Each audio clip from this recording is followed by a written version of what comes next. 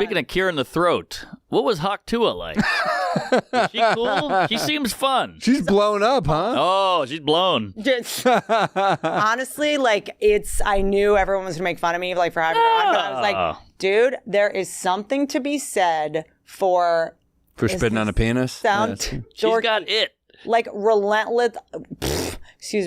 Relentless authenticity. Like, honestly, she is funny. She's hilarious. But really, I asked her what her like hobby was. Like, what do you do for fun? And she said, I love seafood. I was like, that's a good answer. I love seafood, and then didn't list any more. That was it. And I was like, you're kind of a genius. I'll be honest. That's one of my favorite hobbies.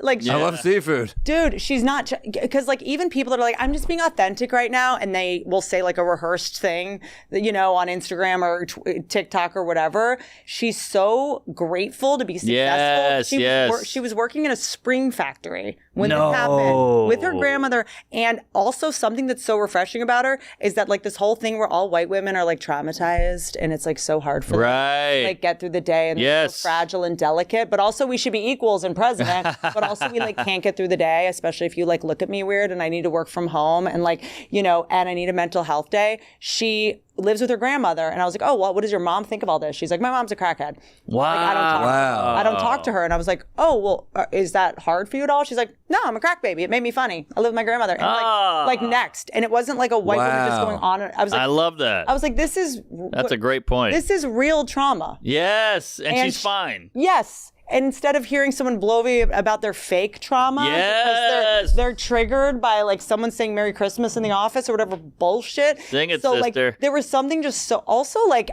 you know, look, I'm like half from Virginia, Texas, and like, we hate people from Hollywood hates people from the South. They think they're dumb. It's part of the reason I wanted to work on Roseanne, because the main thing I asked Roseanne Barr before I did the show, I said, what is like the thesis of the show? Why did you want to make this? And she's like, it's so important to people that, it's so important to me that people know just because we're poor doesn't mean we're stupid. And I like loved that. Wow. Do you know what I mean? And so like Hollywood hates poor people. They think they're dumb. They think they're backwards. It's like wild. I mean, The Office, I love The Office, but it is making fun of poor people. Is that right? Is it? It's like, wouldn't it be funny if people worked in a paper mill and like went to Chili's?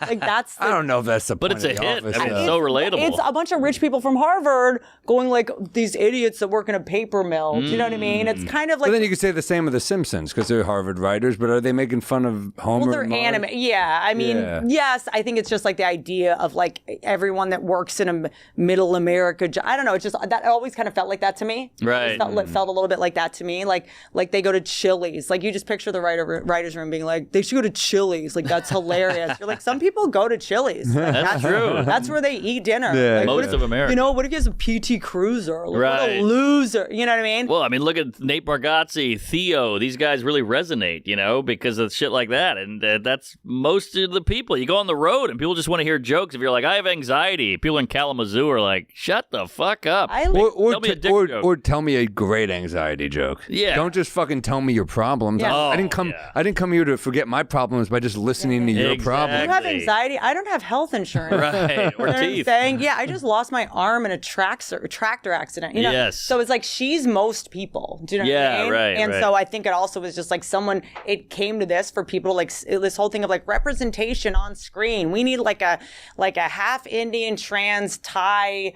It's like, that's not most people. Well, that's why all that shit's failing. Like Disney they're all really losing money. I don't know. I kind of love the new show on Peacock, Half Indian Trans Lady Boy. It's a good show.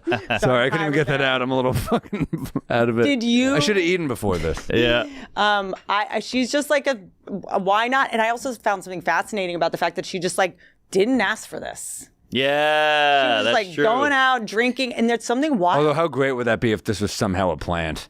If somehow they fucking got us. There is something and then weird slowly about it. she's like, she's so she's cute. sliding shit out that's like CIA. Yeah.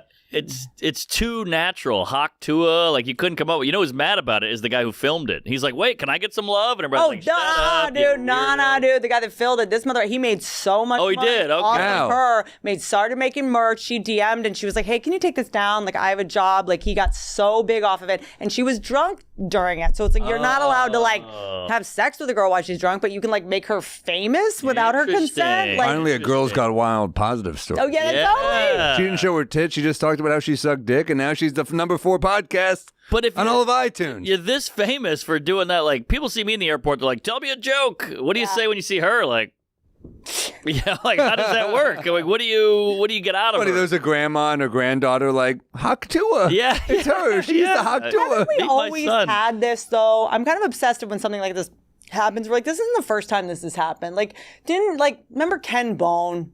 Ken Bone. No. Remember? Oh, yeah, I do remember a little. Someone, He was at one of the debates or something, right? Yeah, like someone or that town hall. didn't Yeah. sign up. Oh, yeah. He was a meme for 10 minutes. But also, this is another thing that it's like, I hate having you say this, but like, comics, we're not the only people that are funny. That's true. Like, we work harder, like Sure. we craft jokes, we take it seriously as a job. But like, when you see like memes now and you're like, someone that works at like H&R Block, like, who made that? Yeah, they're funny. They do steal a lot of our jokes, but like, that's true. The Fuck Jerry feed and a bunch of the Fat feeds just. No, but I know what you mean. Sometimes you just meet people, who are like have no aspirations to be a comic. Like I was just in Ireland, and every fucking person who stopped me so on the funny. street, I'm like, why is this dude funnier than me? What So the fuck? funny. Like I ran into so many people just walking around like Dublin or Belfast. Oh, I was yeah. like, I fucking love it. There's something about like repressed Catholicism that makes me laugh too, where it's like it's the same shit in like Ireland as it is in like Boston. Yes. Where you're like, yes. these dudes are just fucking funny. I know. But they're not trying to do stand up. They're like, no, it's just for my friends. No, I'm just I'm busting chops. It's like that type of energy. But Totally. my Twitter feed is all people are like